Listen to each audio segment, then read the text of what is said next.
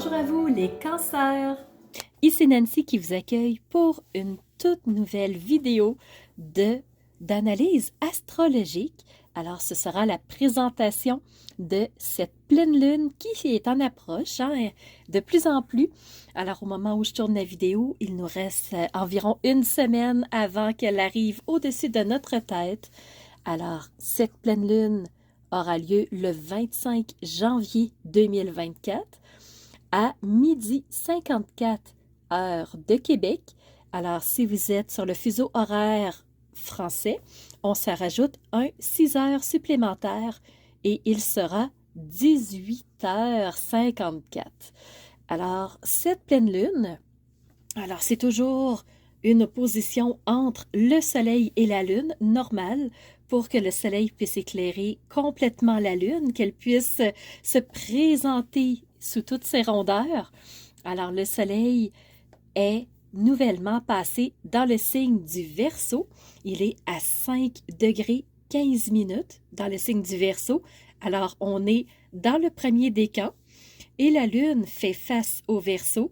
Alors complètement à l'opposé, on parle du signe du Lion. Donc la lune est en Lion, elle aussi à 5 degrés 15 minutes dans le premier décan.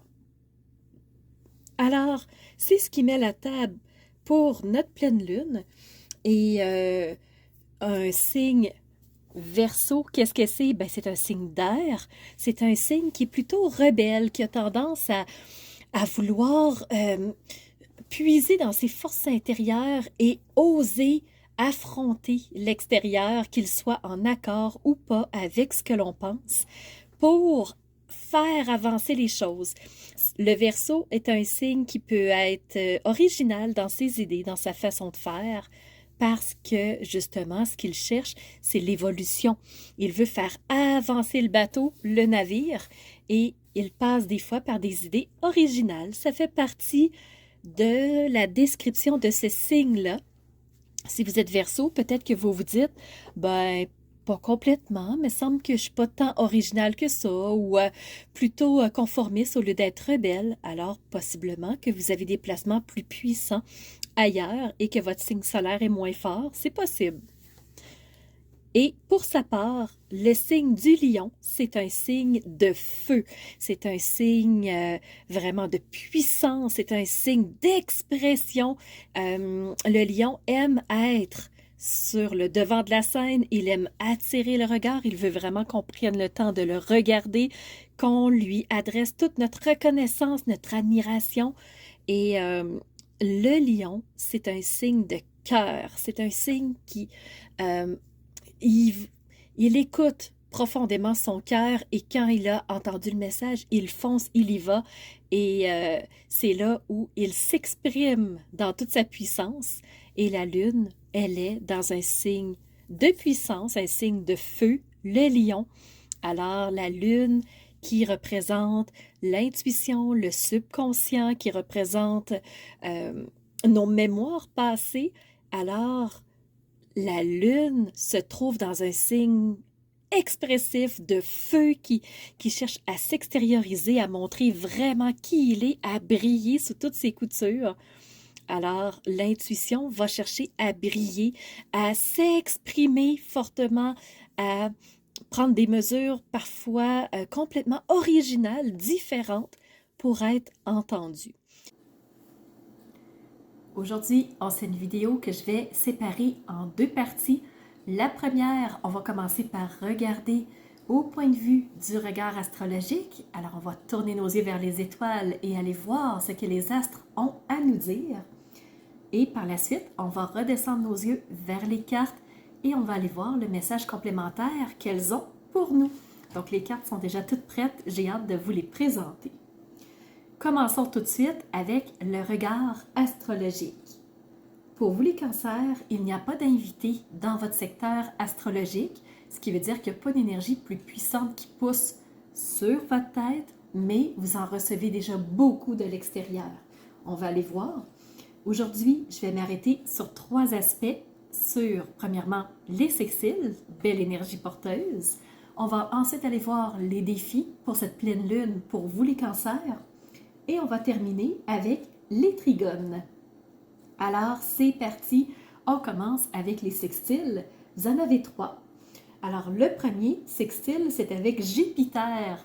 Jupiter qui est cette planète de la chance, croissance, opportunité, faire grandir les choses, donc donner de l'expansion.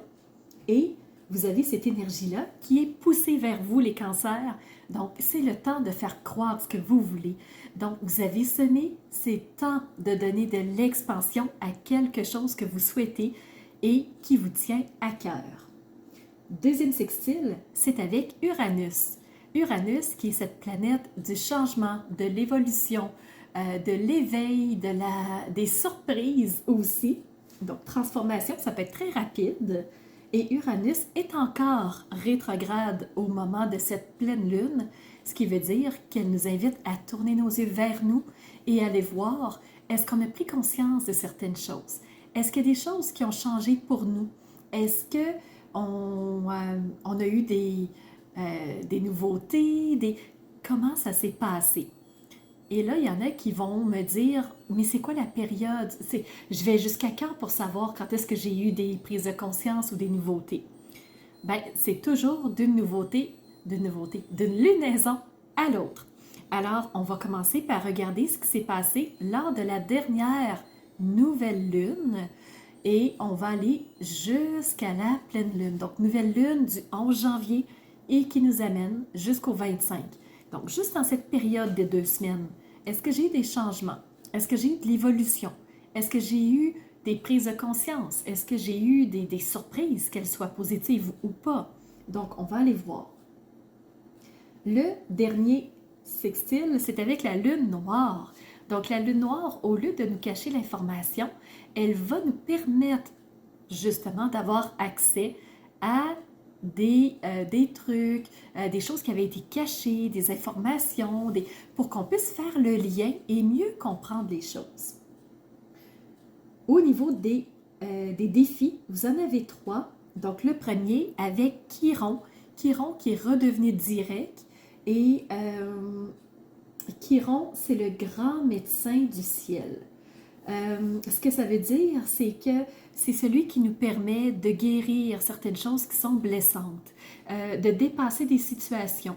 Mais comme il y a un défi, probablement qu'il y a une situation en cours qui fait des remous pour vous les cancers et qui vous met dans des situations émotionnelles qui peuvent être en dents de scie, qui peuvent être en montagne russe. Alors, il y a un défi ici à dépasser au niveau d'une guérison intérieure. Alors, à vous de voir si ça vous parle en ce moment. Les 2 prochains carrés, c'est avec les 2 nœuds lunaires. Les nœuds lunaires, premièrement, nord et sud. Alors, c'est peut-être une période juste de lâcher prise, au lieu de se battre, au lieu de peut-être vouloir faire évoluer les choses dans une direction précise, de laisser aller. Et vous allez voir, les cartes parlent dans ce sens-là aussi. Et au niveau des trigones maintenant, 3e type d'aspect qu'on regarde ensemble, vous en avez 2. Premièrement, avec Neptune. Donc, allez voir toutes les idées possibles, toutes les solutions possibles, tous les potentiels pour faire bouger les choses. Alors, prenez le temps de noter tout ce qui pourrait être intéressant, tout ce qui pourrait être réalisable, tout ce qui est irréalisable, mais ça serait fun si ça pouvait exister, si ça pouvait se mettre en place. C'est le temps juste de laisser couler le crayon sur le papier et de noter toutes les idées qui vous viennent en tête, qu'elles soient originales ou pas, qu'elles soient réalisables ou pas. Et dernier trigone pour vous les cancers, c'est avec Saturne. Donc, à partir du moment où on a tout noté sur une feuille, ben, ça va être le temps de les regarder, de les analyser et de voir leur faisabilité. Est-ce que c'est quelque chose qui est possible, oui ou non? Est-ce que c'est quelque chose que je peux réaliser? Si oui, dans combien de temps? Avec quel outil? Donc, ça va être le temps plus de structurer, de coordonner des idées qu'on avait eues qui peuvent être saugrenues ou pas. Alors, pour vous les cancers, c'est ce que je voulais vous dire dans la première partie du regard astrologique. Maintenant, je vais passer à la partie des cartes. Alors, commençons par le tarot. Première carte que vous avez reçue, c'est la 9 d'épée. Les épées correspondent à tout ce qui est de mental pour nous, tout ce qui est au niveau de l'esprit, de la pensée. Et là, on voit qu'il y a tellement de pensées, qu'il y a tellement d'idées, qu'il y a tellement de mouvements au niveau crânien, au niveau de notre cerveau, que la personne en est vraiment comme étourdie, elle en est épuisée. Alors ici, est-ce qu'il y a quelque chose qui vous épuise? Est-ce que vous êtes encore ou constamment en train de réfléchir? Alors ça se peut ici qu'au niveau du mental, ça soit extrêmement chargé. Et je voudrais vous lire ce qui est écrit dans le petit livret, le petit, très épais, là, ce n'est pas un petit livret, mais je trouvais ça intéressant parce que on dit ici que au niveau du 9 d'épée, donc chacune des épées révèle une situation que vous devez affronter seul et qui façonnera votre identité, ou en d'autres mots, l'être que vous deviendrez. Que la cruauté nous soit infligée par d'autres est déjà pénible, mais que nous nous infligions nous-mêmes est infiniment plus douloureux ce qu'on se fait à soi. Donc, nous sommes tellement doués pour nous torturer. Alors, au niveau ici du 9 d'épée, est-ce que vous vous torturez l'esprit? Est-ce que vous vous jugez? Est-ce que vous vous sous-estimez? Alors, c'est un petit peu ce que la carte veut dire, parce que, on dit aussi, lors des nuits sombres de votre âme, vous rejouez vos erreurs, réelles ou imaginaires. Vous vous inquiétez de ce qui ne se produira peut-être jamais. Vous imaginez que les gens nourrissent à votre égard de terribles pensées. Alors, c'est ce que le petit livre voulait vous dire et je trouvais ça vraiment pertinent de vous en faire une courte lecture. Donc, à vous de voir, je vous laisse y réfléchir, vous seul connaissez la réponse. Deuxième carte, vous avez reçu le roi de bâton. Le roi, c'est la carte la plus élevée dans la suite des bâtons. Et cette suite-là, ce qu'elle représente, c'est notre vitalité, c'est notre sève humaine, c'est notre puissance intérieure. Alors, vous avez le roi qui vient se présenter à vous pour cette période de la pleine lune de janvier. Alors, vous avez ici celui qui sait exactement ce qui l'anime, ce qu'il veut, ce qu'il fait vibrer et comment il va le mettre en place. Alors, quand vous sortez de vos pensées engluantes, vous pouvez être plus du point de vue propulsant. Il y a une autre carte qui revient dans le même sens ici que la 9 d'épée. Vous avez reçu la 5 de coupe. Les coupes représentent l'émotivité, représentent comment on gère les situations de la vie. Et là, on voit cette personne vraiment triste. Elle pleure, elle est dans ses émotions parce que les choses n'ont pas été comme elle souhaitait.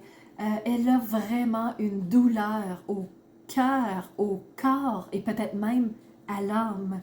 Donc, il y a quelque chose de souffrant pour cette personne-là. Il y a beaucoup de déception, peut-être même de désespoir. Alors, à vous de voir les cancers si ça vous touche ou pas. Donc, est-ce que ça vous a déjà touché? Est-ce que vous êtes en train d'en sortir? Moi, je pense que oui, parce qu'il y a une carte qui en parle aussi.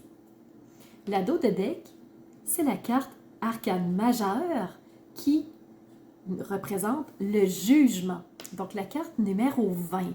Le jugement, c'est lâcher prise sur tout ce qui est engluant, tout ce qui est négatif et tourner nos yeux vers l'univers des possibles, vers la lumière. Alors, c'est une façon de s'alléger de ce qui pèse en nous en lâchant prise. On ne peut pas toujours tout contrôler et quand bien même on tient le morceau sur quelque chose qui nous dérange, ça nous empêche d'avancer, ça nous enlève de l'énergie. Alors, au final, on y a passé toute la journée et en fin de journée, on est brûlé, on n'a trouvé aucune solution. Le lendemain, il sera encore la même chose et ce n'est que du négatif. Alors, on vous parle de lâcher prise. Je vous disais que vous êtes probablement en transformation parce que selon ici l'oracle du chaman, vous avez reçu le chat chenille. Donc, je vous montre vraiment plus proche que vous voyez. C'est comme une chenille avec tout plein de yeux de chat. Alors, chenille et chat ensemble. Chenille, transformation, sûr et certain. Et le chat, on dit qu'il a 9 vies. Alors, le chat, il a une amplitude de vie. Il va avoir beaucoup d'expérience. Et moi, je pense que vous allez transformer quelque chose au niveau de vos expériences de vie pour prendre une nouvelle tangente. Avec l'oracle des Médéors, on vous dit que les réponses sont déjà en vous. Je ne sais pas ce que ça veut dire, je ne sais pas si ça vous parle, mais probablement que vous avez déjà une compréhension, une prise de conscience que vous pouvez faire en mettant le doigt dessus, mais ce qu'on vous dit, c'est que vous avez l'information à l'intérieur de vous. Et on vous le dit avec la sonnerie, allez voir à l'intérieur de vous. 2 dernières cartes. On vous parlait ici de lâcher prise. Avec l'oracle, le petit oracle de l'intuition, on vous parle de l'accueil. Alors, accueillir les choses, pas nécessairement les accepter, mais vous dire, c'est là, ça fait partie de mon parcours, ça ne me sert à rien de me braquer contre, comment je peux avancer, même si c'est là. Donc, tout a vraiment du sens. Comprendre et accepter ce qui est t'offre l'opportunité du changement vers la meilleure version de toi-même. Donc, permets à cette chose d'exister pour te permettre à toi de te transformer. Et dernier mot, petit oracle des couleurs, tu as reçu la couleur coquelicot. Donc, le coquelicot ici au Canada représente le 11 novembre, le jour du souvenir, et c'est là où on prend le temps d'honorer les soldats qui sont tombés au combat et qui ont donné leur vie pour notre liberté. Ce qu'on vous dit avec la carte coquelicot, je saisis toutes les opportunités qui me permettent de grandir. Alors, je pense que tout est relié, tout est dit, tout est là. Alors, allez voir ce qui se trouve en vous et qui vous permettra de cheminer, de grandir encore un peu plus. Alors, les cancers, je vous souhaite une belle route pour cette période de la pleine lune et je vous donne rendez-vous pour la prochaine lunaison. Alors, c'est ce qui fait tour de ma présentation, point de vue astrologique. Alors, j'espère que vous avez aimé cette analyse-là.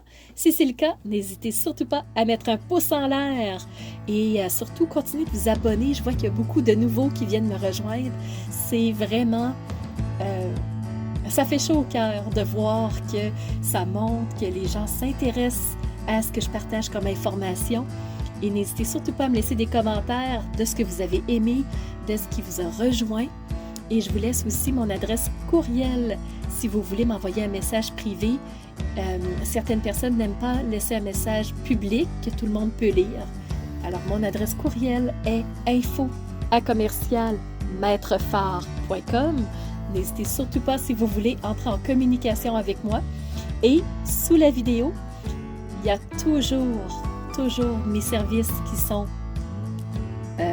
dans le petit plus. Alors, vous pouvez savoir quel est mon univers, qui je suis. Allez fouiller un peu plus sur moi.